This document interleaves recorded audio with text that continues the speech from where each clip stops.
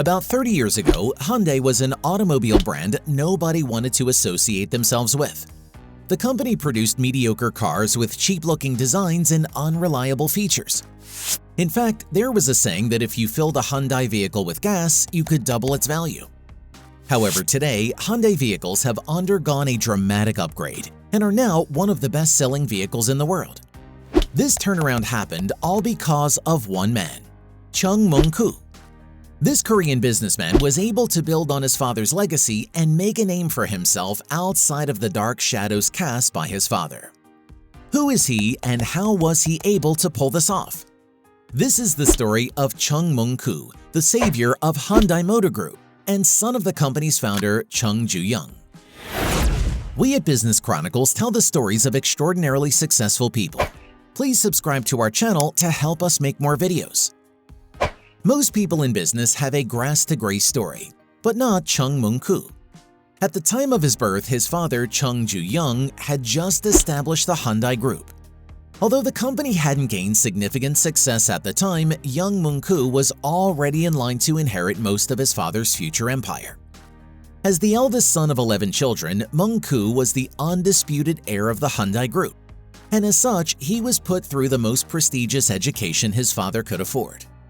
Mong-Koo attended Kyungbak High School, and upon graduation, he made his way to Hanyang University, where he obtained a Bachelor of Science in Industrial Engineering. After that, his future was pretty much laid out for him, and he was ready to assume his responsibility as the heir and future CEO of Hyundai Group. After completing the required education, Mong-Koo started his career in the family business in 1970. He joined Hyundai Engineering and Construction, a subsidiary of the family business. It was a major construction company in South Korea, and they were in charge of several government contracts, including the Soyeong Dam, the Gyeongbu Expressway, the world's largest shipyard in Ulsan, the Kori nuclear power plants, and a few other components of South Korea's transportation infrastructure. With his father as the head of the company, Mong-Koo served as the administrator at Hyundai Engineering and Construction for about 7 years.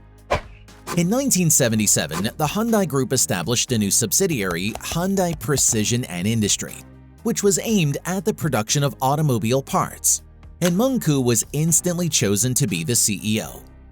He served the company in this capacity for 4 years, and in 1981, the South Korean heir resigned from Hyundai Precision and Industry and was assigned another job within the family business. Between 1981 and 1998, Chung Mong-Koo was CEO of other subsidiaries of the Hyundai Group, including Hyundai Motor Service, Incheon Iron and Steel, and Hyundai Pipe. By the 1990s, the Hyundai Group comprised over 60 subsidiaries. It was active in a diverse range of industries including construction, chemicals, electronics, financial services, heavy industry, shipbuilding, and automobile manufacturing. Within this time frame, Mong-Koo served as chairman of the group. Mong-Koo may have been the eldest son, but he had 7 older brothers, all of whom were running their father's company in one capacity or the other.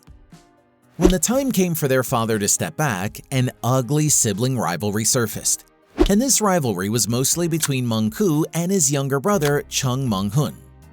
Between 1996 to 2000, the two brothers were co-chairmen of the group, and with their father's retirement in view, a battle of succession was triggered. This ugly battle for who would become the next chairman of Hyundai Group lasted until 2000, and it didn't stop until their father intervened. Their father, Chung Ju-Yung, chose his younger son as the next chairman of the group and CEO of 3 of its largest companies: Hyundai Engineering and Construction, Hyundai Electronics, and Hyundai Merchant Marine. Mong-Koo, on the other hand, was appointed chairman of the group's car company, Hyundai Motor Company. At the time that Mong-Koo became CEO of Hyundai Motor Company, the Hyundai cars weren't as popular as they are today. Their designs were unattractive, they were second-rate cars driven by lower-class South Koreans, and they weren't popular on a global scale.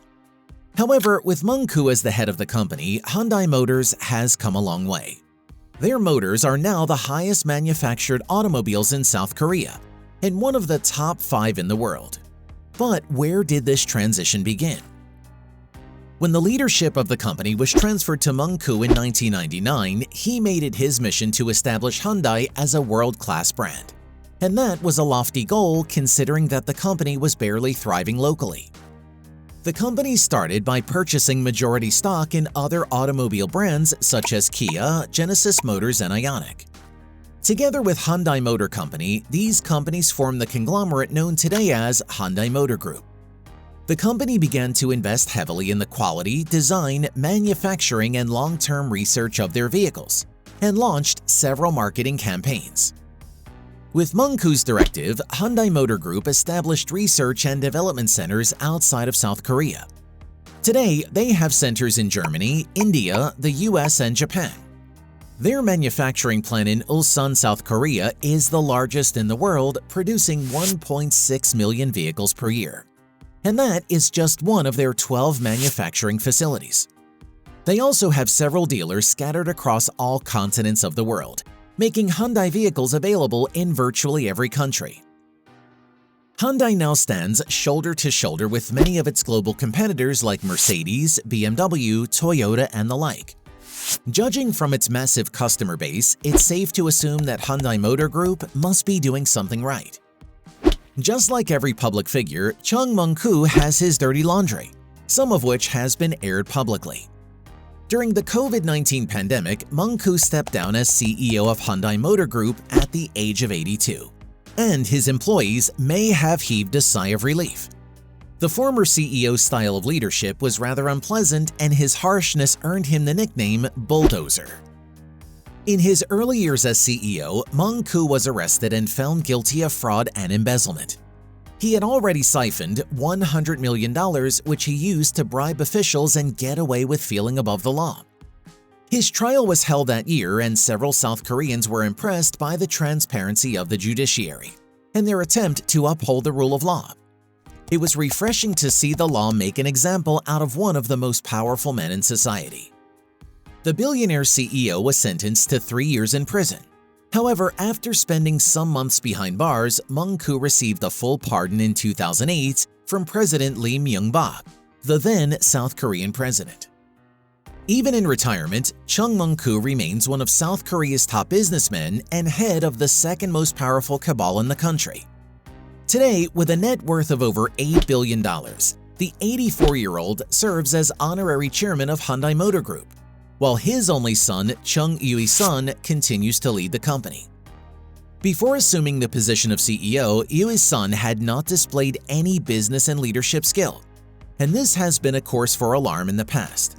The young CEO has some really big shoes to fill, but at least he still has the luxury of receiving guidance from his father, who will always be remembered as the miracle worker of Hyundai Motor Group. We've come to the end of this video. Don't forget to hit like and subscribe to the channel for more videos like this. Thank you for watching, and we'll see you on the next one.